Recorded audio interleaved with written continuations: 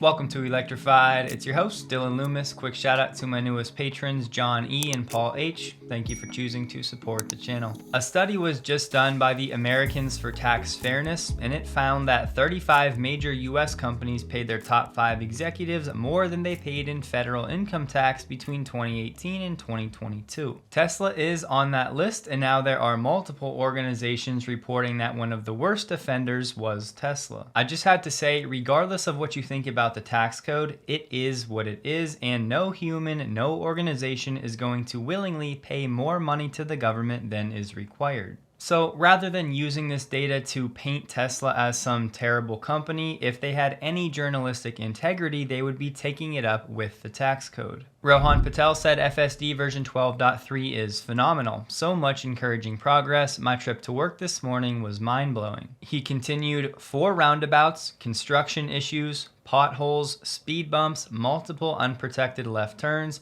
12.3 is the real deal and getting better and better. Tesla Scope said 12.3 has now expanded to the special access group, which includes some non-employee vehicles. The update has not yet been deployed to all eligible Tesla vehicles, but this is encouraging news. There's a lot of speculation out there that this could be the one that goes to a wider release. Some people are talking about this weekend. Personally, I would not be so optimistic. Also important to note, version 12.3 is still on the 2023 branch. Version 12 has not yet made it to the 2024 branch. Holmar's Catalog and AI Driver have both gotten 12.3, and I believe AI Driver is in California also. No video yet from AI Driver, but he said 12.3 understands no write on red. Lee commented only red arrow, I assume, and AI Driver said nope, only sign was posted, regular red lights. He also said first impressions, the harsh braking for no reason on an open road has been reduced significantly. Auto speed sometimes still does not reach the speed limit and sits slightly under it. Auto speed can be wild. It was going 70 miles an hour in a 55 zone while people were passing him going 75 to 80. It seems to take the racing line through corners even more than 12.2. Had 2 unprotected turns which felt less sketchy than before and handled them great. He confirmed what we've been hearing from many other users as well, that on the highway, V12 still feels a lot like V11. It did what he can only describe as a shoulder peak, moved towards the inner lane as he was sitting behind a slow-moving truck in traffic.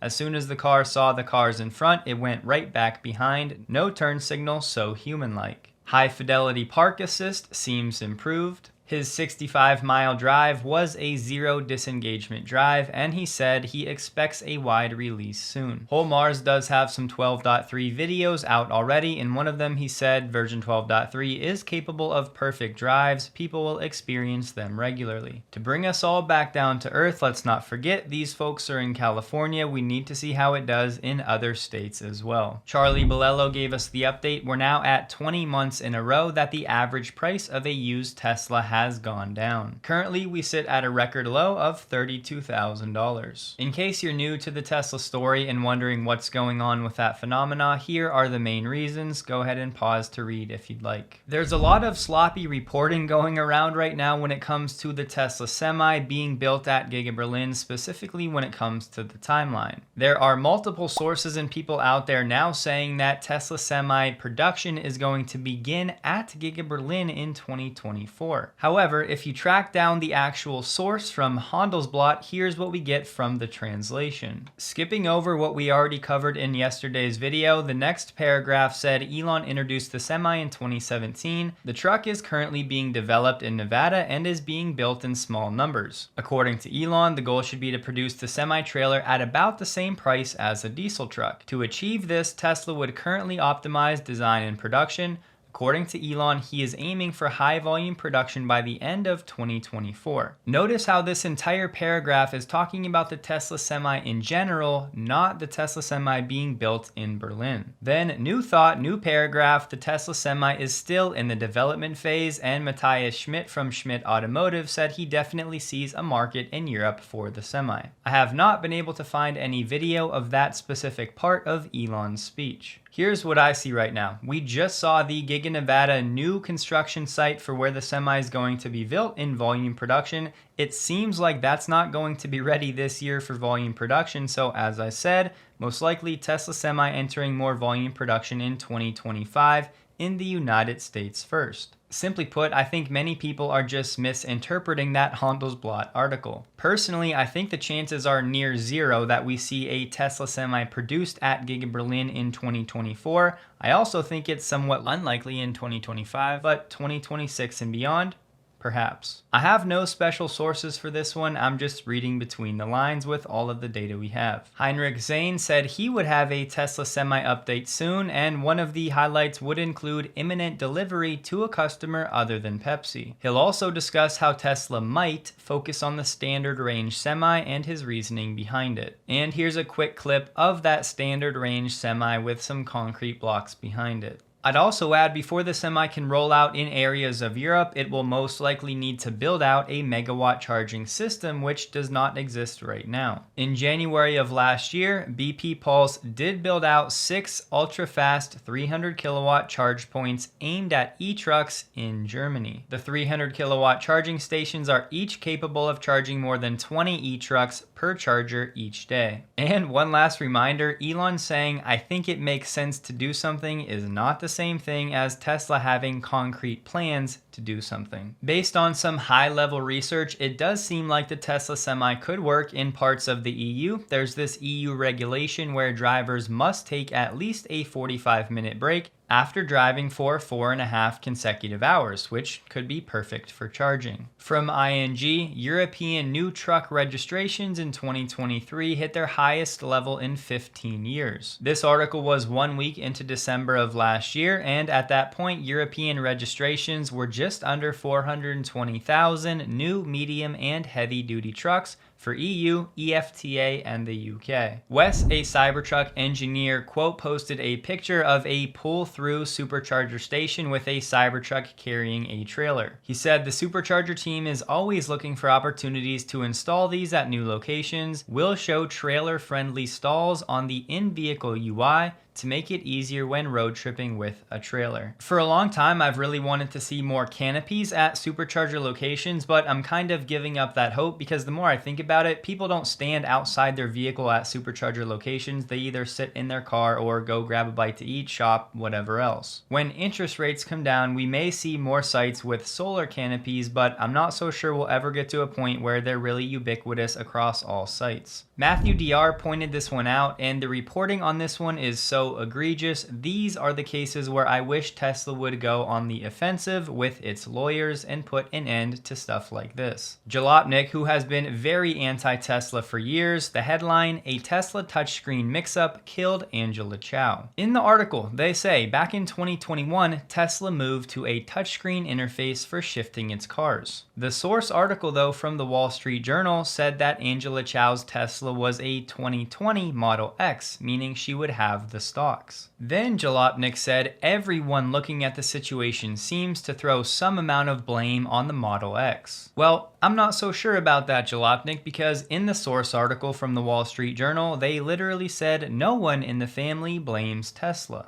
I don't want to waste too much of your time here, but Jalopnik concluded their article saying it can't explain the details of how to figure out Tesla's dumb touchscreen shifter. You're on your own for that one. I didn't know swiping up and swiping down was so difficult. Then today, rather than correcting their original article, they went ahead and doubled down, saying Tesla's gear shifting problems have been known long before Angela Chow's death, saying it's a common problem with the vehicle among owners. So not only is Jalopnik using a sensitive story in which somebody died, but they're also using it to maliciously spread disinformation about Tesla. It's this type of thing that should not go unpunished. I can almost guarantee you there are now thousands of people that think Tesla's touchscreen malfunctions all the time, and it might just drive you right into a lake. One part of Elon's speech at Giga Berlin we did get was him saying Tesla will enable Doge payments at some point, Doge to the moon. I have to say, Elon's handling of crypto has been very frustrating. He admitted in this video the only reason he supports Doge is because he had 2 factory workers make the request that Elon supports Doge while he was walking the factory lines, and he said, what the heck, it's the crypto of the people. That's the only reason he supports it. Not the monetary policy, not the code, not the programming, absolutely nothing foundational. Full disclosure, I'm somebody who fell down the crypto rabbit hole around around 2018, studied it pretty extensively for about 3 years. I just find Elon's comments around crypto in general to be somewhat reckless, given that he has admitted he does not know much about the space. The Kilowatts on X posted a video with a Cybertruck throwing multiple different balls and objects at the window, and they had some interesting results. They were throwing golf balls, baseballs, pool balls, different sized steel balls, and then toward the end, they finally had a breakthrough. They threw this decent sized steel ball, which I think is the same one that Franz used, multiple times, and the window held up for maybe 5 or 6 different throws. Now, I mean, you're not going to find Ryan on an MLB mound anytime soon, but he's not just lobbing it either. Then finally, after about 5 or 6 throws, this happened. Oh, there we go! Oh, there we go! Wow. It's so it's laminated, so the outside broke, the inside's still not even cracked. I'm not seeing any cracking on the backside. I can just run my hand. Wow. That's insane. A lot of people are gonna be worried about how do you actually get out in an emergency. So let's go ahead and try the glass breaking tool in 3, 2. This did nothing. Yeah, I mean, I could just polka dot it basically. It'll crack it, and that'll help you get out in an emergency, but that one didn't even crack. As some of you pointed out yesterday, these window breaking tools may be no match for laminated glass. Tom, why do you feel like things are going to turn for this company? Yeah, I mean, look, this company is in between 2 waves, is what Elon calls it, right? You had the Model 3 and the Model Y, which is largely saturated. The next big catalyst is going to be the affordable car. Unfortunately, that comes in, H2 25. So he doesn't think about things on a day-to-day or month-to-month period, as you probably know very well. He's looking at things from a years, if not decades, perspective. So we're just in between this period of 2 lulls. Eventually, we'll get this catalyst with this vehicle that'll come out. And there's some long-term tectonic things that people just aren't talking about, which folks like me will start writing reports about and get folks interested eventually. So, such as? Energy storage. Nobody's talking about this. This is trillions of dollars of opportunity. Problem is, it's like decades away potentially. These guys have 15% market share in this business, and the profitability is higher than the profitability of cars. And then, of course, autonomy, right? There's just a lot of negativity in autonomy today. If you guys ever used FSD, I think it's a pretty amazing product. I think it's the most amazing product I've used since the iPhone. We're finally going to get this version 12 this year, which could get the attach rate up. The problem is not even enough people have tested this thing. Once you have people test it and the pricing needs to come down, that can change things dramatically. People look at it as a software stock, not just an auto company. Right. Yeah, you're right. Things could get worse before they get better. There's no doubt about it. My job is to say where this stock will be a year from now, not next week. So, yeah, you're right. And the other issue is, while I think they'll hit the volume target that the sell side has, I don't think it's that aggressive, actually, for 24.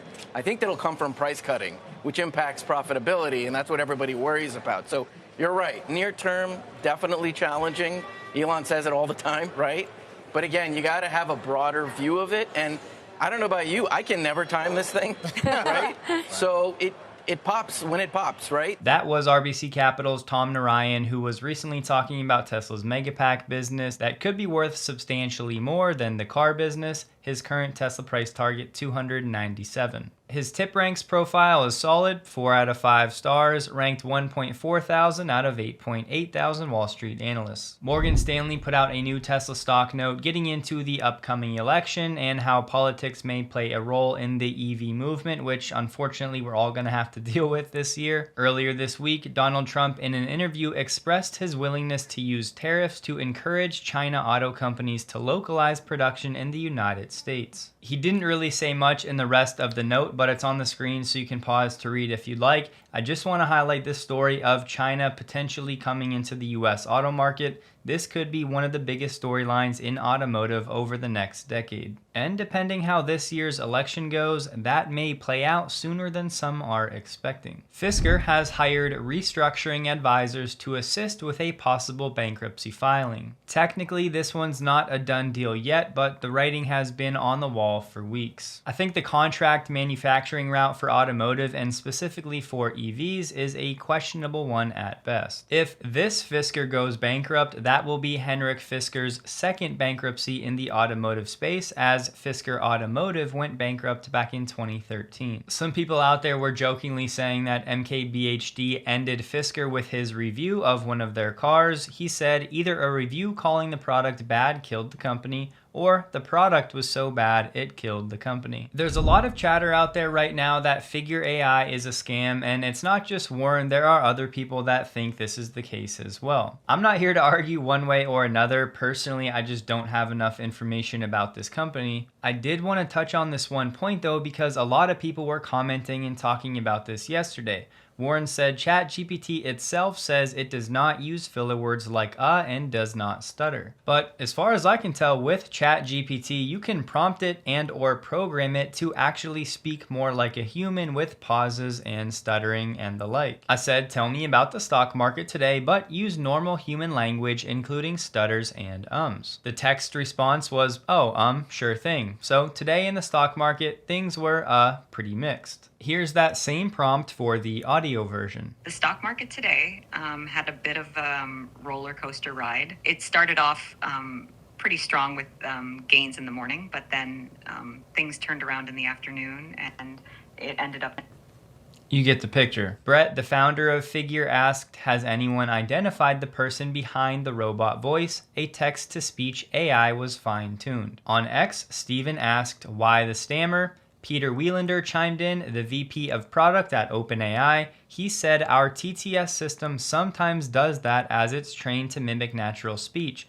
You'll hear it if you try ChatGPT voice mode 2. You can remove it with prompting. Again, I am not trying to argue for or against Figure being a scam. I just wanted to provide a counterpoint to this line of criticism. One market to watch when it comes to EV and Tesla adoption in Europe is France. For the month of January, France recorded 20,000 full BEV deliveries. That made up 16% of the overall market. We'll see how things progress as incentives were removed in France for EVs made outside of Europe at the beginning of this year. Then looking at the top 20 EV sales by model for all of 2023 in France, the Model Y was the best seller and the Model 3 came in third. Separating those two was the Dacia Spring. For this year, the Model Y will not lose access to the incentives given that it's made at Giga Berlin, but the Model 3 has lost the incentives in France, so that'll be something to watch for this year. Jim Farley and some Ford executives are kicking off an engagement tour that will involve a dozen in-person sessions with about 1/3 of Ford's US dealer body. Farley and the team want to hear directly from dealers who don't typically participate in the company's regular council or committee meetings. The president of Ford Blue said, for us, it's a great chance to sit with the dealers and discuss the challenges in the industry, whether they be compliance, regulatory issues, shifting EV curves, or new competition. One dealer rep said he hopes the officials can better explain decisions around EV investments and what they're doing to improve vehicle quality and reliability. Our quality has gone down as much as our prices have gone up. That has to be addressed. Part of those concerns most likely stem from the fact the F-150 Lightning has been on hold for 5 weeks over an undisclosed issue. VW has announced they're looking to produce the ID.1, the vehicle that should cost around $21,000 in 2027. The VW brand boss said, we're already in the middle of it, we know what the car should look like. This is extremely economically challenging, and they still need to decide where they're going to build it. He said VW will make that decision shortly, and VW is also in talks with Renault about building a small mass market EV. They're still forecasting 11 new VW brand models launching by 2027. The ID1 is set to follow the ID2, which that one would be around $25,000. They're saying 279 miles of range for the ID2 and that it'll launch in 2026. S&P Global put out some data for the US market in 2023 when it comes to retail registrations, which excludes fleet data. The number one selling model was the F-Series lineup with 380.7 thousand.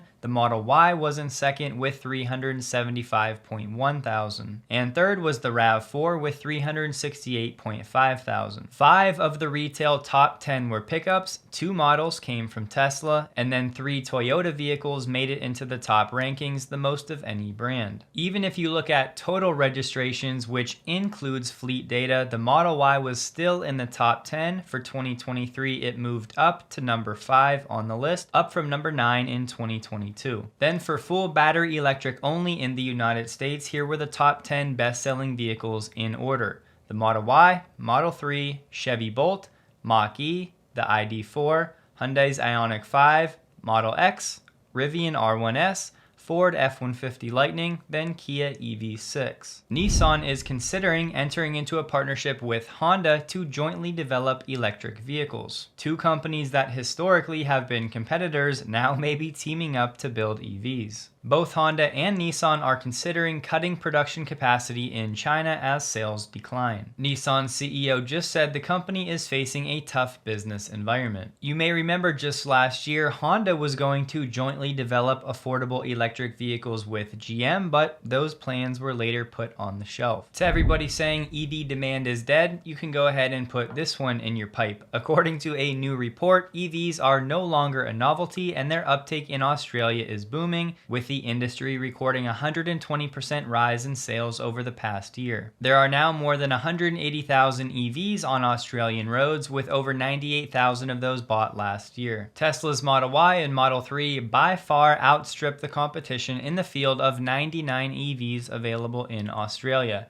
They were followed by the BYD Atto 3 and the MG MG4. The producer price index came in hotter than expected today, rolled in at 0.6%. The consensus expectation was 0.3%. This hotter than expected inflation data throws some cold water on the hopes that the Fed will cut rates sooner rather than later. Looking at the CME Fed Watch tool, just 1 month ago, there was an 18% chance at the June meeting that they keep rates the same. Fast forward to today, and we're now up to a 37% chance that the Fed keeps rates where they are all the way through the June meeting. Right now, we sit at a 63% chance for a rate cut at the June meeting. Tesla stock closed the day at $162.50, down 4.12%. while the Nasdaq was down 0.3%. All of Rivian, Lucid, and Polestar were all down over 6% on the day. It was a higher volume day for Tesla, trading about 25 million shares above the average 30-day volume. Big shout out to SpaceX for another successful Starship test flight. Sawyer said, "Starlink enabled us to see the plasma field as the ship entered the Earth's atmosphere." Elon said, "Yeah, this was wild. We've never seen this super hot plasma grow in real time." This video from Steven Shapiro driving some people around in the Cybertruck was one of those that just makes you smile.